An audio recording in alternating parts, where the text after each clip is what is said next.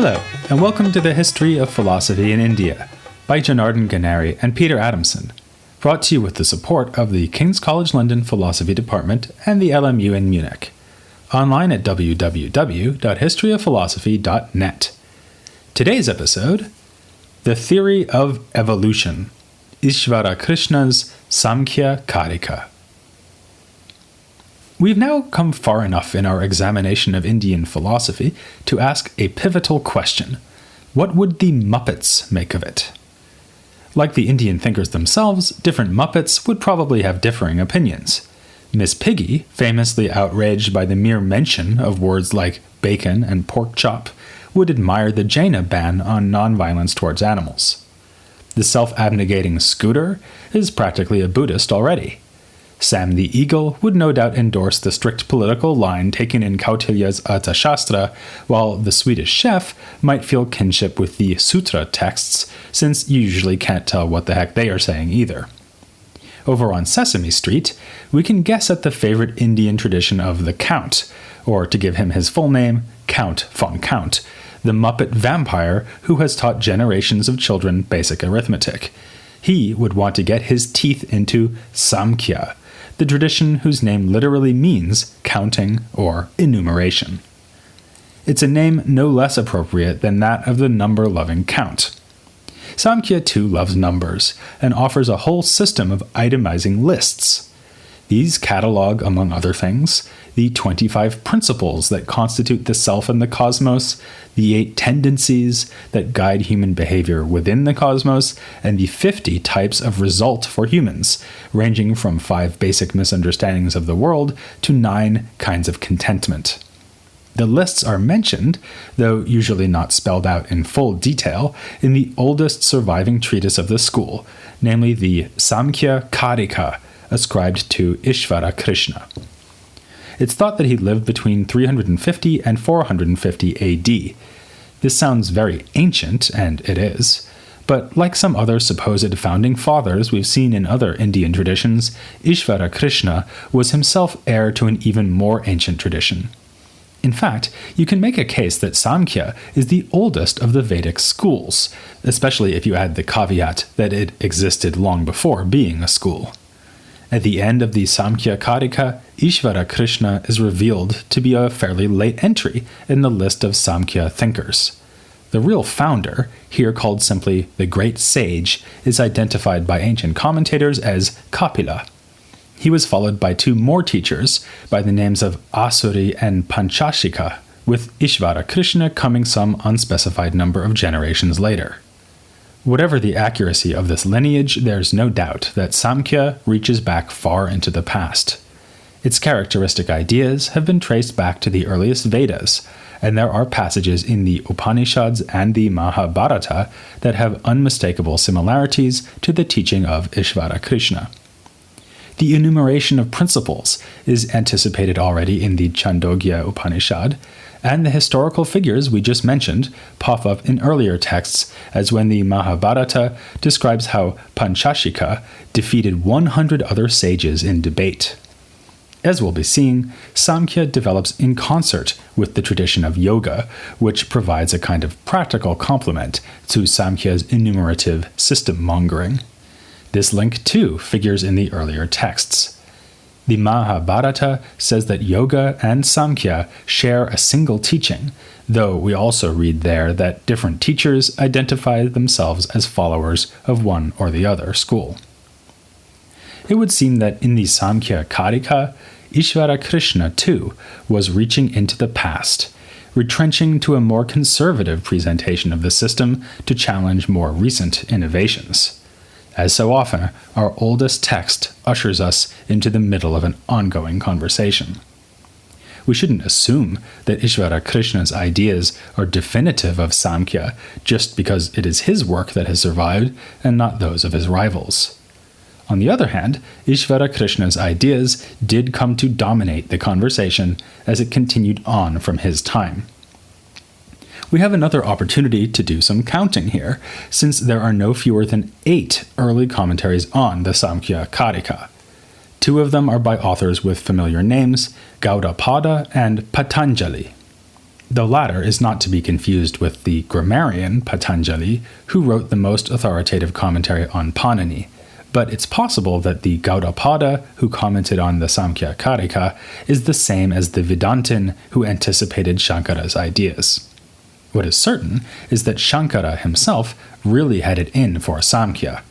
As we mentioned in our episode on him, he sternly criticized the whole approach taken by Isvarakrsna and his heirs, taking exception to their cosmology, their conception of the self, and their epistemology. As Count von Count might say, the reason is as clear as the difference between 1 and 2.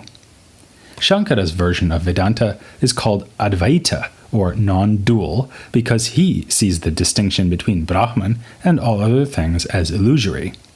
For him, there is only one principle, and this principle is the only thing that is real. Sāṃkhya, by contrast, is dualist. The Bert and Ernie of the Sāṃkhya system, two very different characters that together form a close partnership, are called Purusha and Prakriti. We've met the word Purusha at least once before, back in episode 3, when we were discussing the cosmology of the Rig Veda. You might recall hearing how the gods cut up Purusha in a world-forming sacrifice, fashioning its limbs into the different groups of Indian society. There, Purusha seemed to be something like an originary human, complete with body. In the Samkhya-karika, though, Purusha means something far more abstract. It is that which witnesses all, yet remains inactive. This description suggests that we are talking about pure consciousness, the subject underlying all objects of awareness. Of course, that is a thoroughly Upanishadic idea, which is here being used as a foundation for the whole Samkhya system. Thus far, the Vedantins could agree, but they would have to reject the next move made by Samkhya, which is to identify pure consciousness as only one of two fundamental principles. You'll see the name of the other principle, Prakriti, translated as nature or primordial matter. It is the principle of things in a somewhat more familiar sense, that which gives rise to all other things by undergoing a complex step-by-step process of transformation. As it does so, Purusha remains inactive, maintaining an unending silent vigil as it observes the development of Prakriti. So this is not dualism as we may think of it from other traditions like Gnosticism.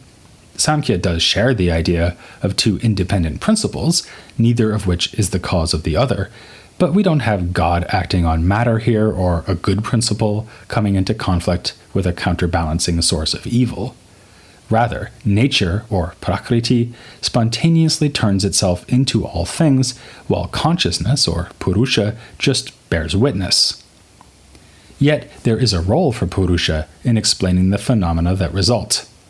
Isvarakrsna says that though Prakriti is productive, it is also unintelligent. Without Purusha, there could be no awareness within the products of nature. The two principles are thus compared to a blind man cooperating with a lame man. Nature is blind, since on its own it would lack the consciousness that is the core of mental life.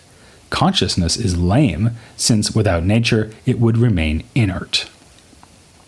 So far, we've only managed to count up to 2. We have a lot of work to do if we're going to get up to 25 principles.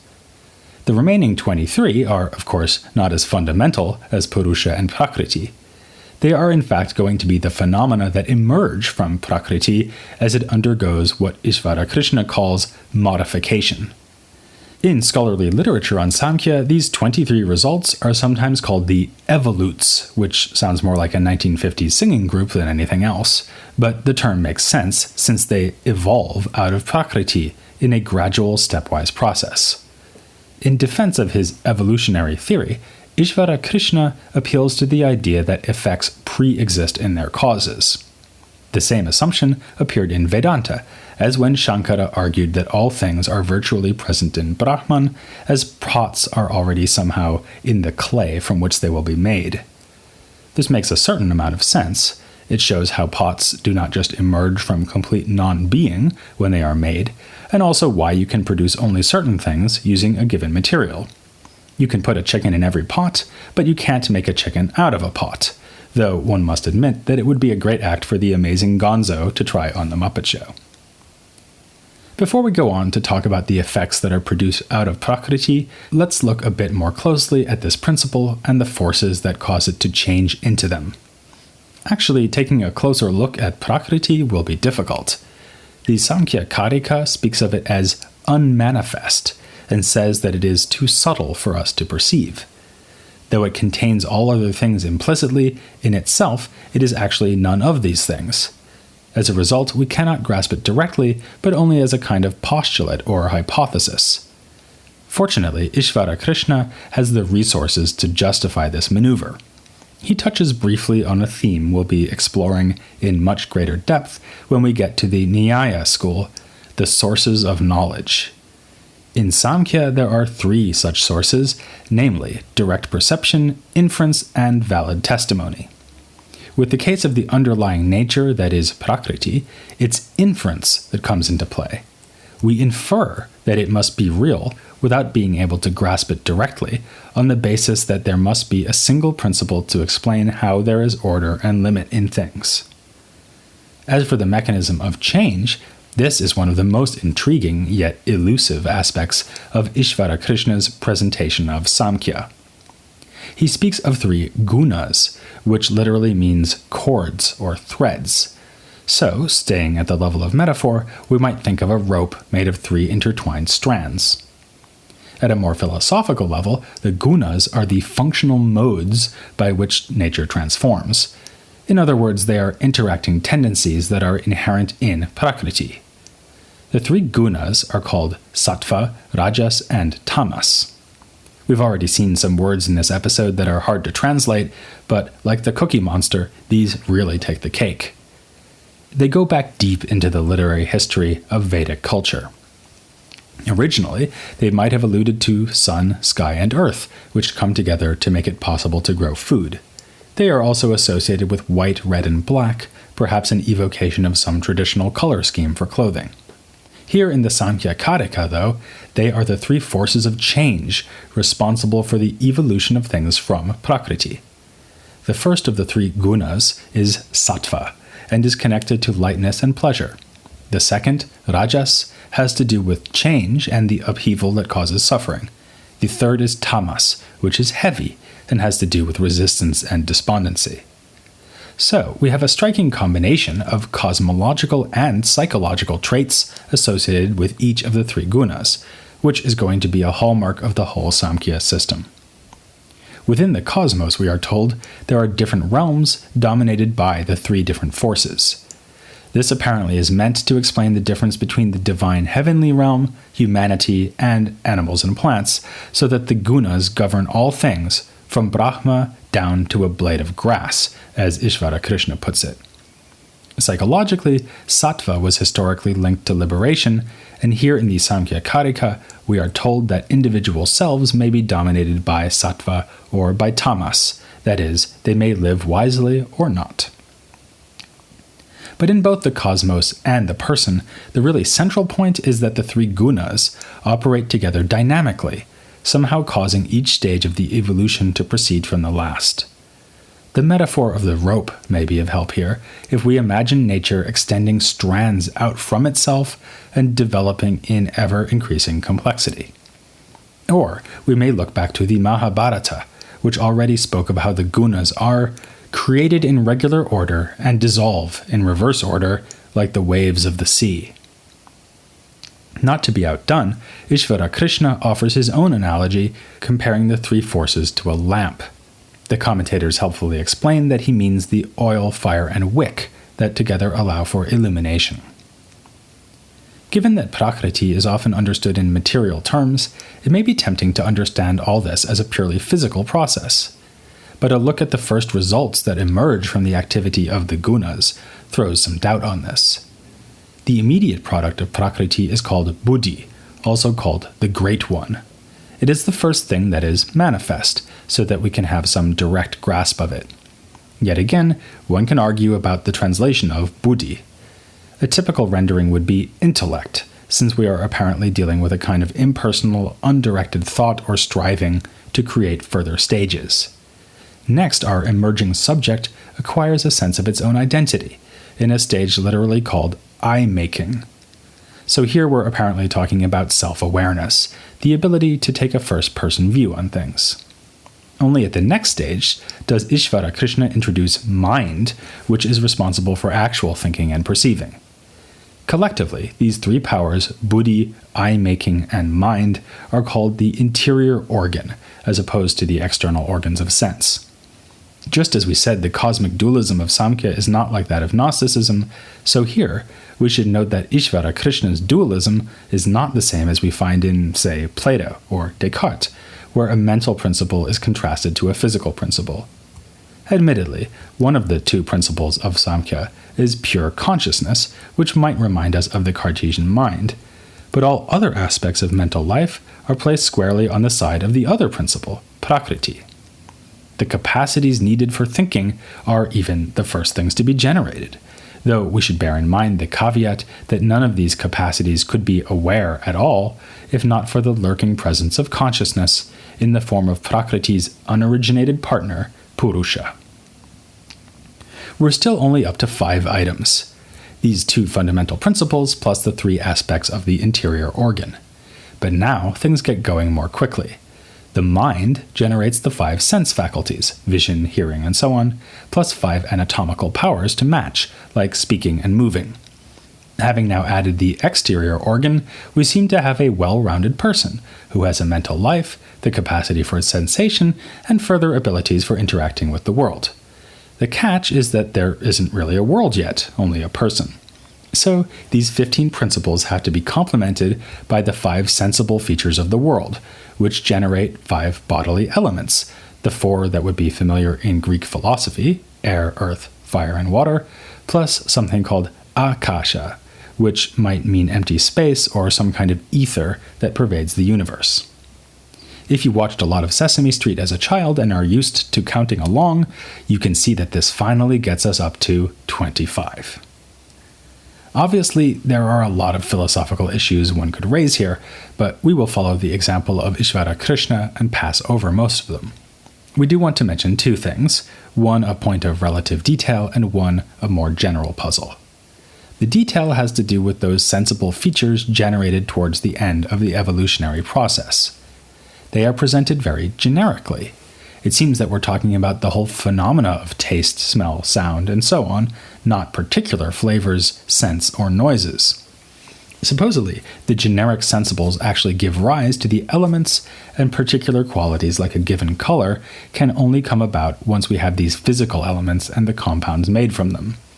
Some authors, including our new favorite philosophizing grammarian, Bhartrihari, claim that for Sāṃkhya, everyday bodies are actually made of sensible qualities. If this were right, then there would be nothing more to a pot than its color, hardness, the metallic sound made when it falls on the Swedish chef's head, and so on. But it seems likely that in the earlier tradition, represented by Isvarakrshna, the qualities were assumed to belong to an underlying subject. This subject is, of course, prakriti, the quasi-material principle that has ultimately transformed itself into the things of everyday experience. As for the broader puzzle, we've already mentioned it, the rather disconcerting way that the 25 principles cut across the cosmological and human realms. These principles take in sensation and the sensible, the mental and the material, the private and the public. Does this really make sense? In the initial stages of the evolution, we have a description of human psychological powers. Before long, though, these powers are somehow acting like a record executive in the disco era and producing earth, wind, and fire. One suspicion might be that the physical aspects of the evolution are really just a kind of illusion, a kind of show that the mind puts on for itself when it is bound to nature. In fact, a passage late in the Samkhya-karika says that the phenomenal world is like a dance watched by the audience, that is, Purusha. This reading could head in a direction taken by some later commentators who came after Shankara. They sought to reconcile Sāṃkhya with Advaita Vedanta's skeptical approach to the phenomenal world. But there might be other reasons that the world out there is so closely connected with the world of the mind. We know that Vedic literature frequently compared the cosmos with an individual animal, person, or god. The theory of the threefold gunas lends support to this boundary-crossing idea. The same forces that yield a person's mind and body also give rise to a physical universe. And in fact, there are major obstacles to any reconciliation between Samkhya and Vedanta. Not only does Samkhya embrace two fundamental principles where Vedanta has only one, it also resists the Vedantic notion that there is ultimately only one true self, namely Brahman. The fact that there are different courses of life and experiences proves, says Isvarakrsna, that Purusha itself is many. Apparently, you have one pure consciousness and I have another. Yet there is a point of deep agreement between these two Vedic schools as well. Both are convinced that knowledge of their teachings will bring liberation. In the very first sentence of the Samkhya-karika, we are told that the purpose of the teaching to come is the escape from suffering. And supposedly, the early Samkhya thinker Panchashika held this out as a prospect for all comers, and not just the priestly caste. A knower of the 25 principles, he said, in whatever order of life he may be, and whether he wears braided hair, a topknot only, or is shaven, is liberated from existence. But why would counting up to 25 principles, or going through the other enumerative lists offered by Samkhya, help us to achieve this goal? One might suspect that Isvarakrshna is just trying to keep up with the Buddhists, who built their whole teaching around the pervasiveness of suffering and the path that leads to escape. But Samkhya also is, from its very foundations, built to pursue the goal of liberation.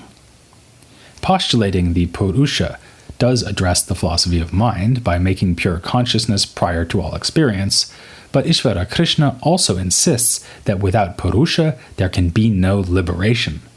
Only a pure, contentless consciousness can stand outside the turmoil and suffering of the world that emerges from Prakriti.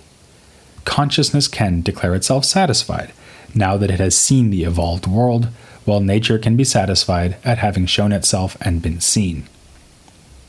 So now we know what we have to give up if we want to be liberated: everything.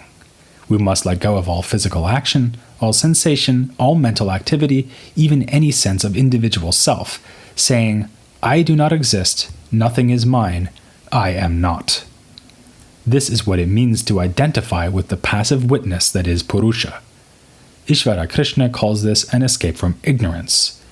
Ignorance is not the reason why the world evolved from Prakriti. That was a spontaneous, natural process.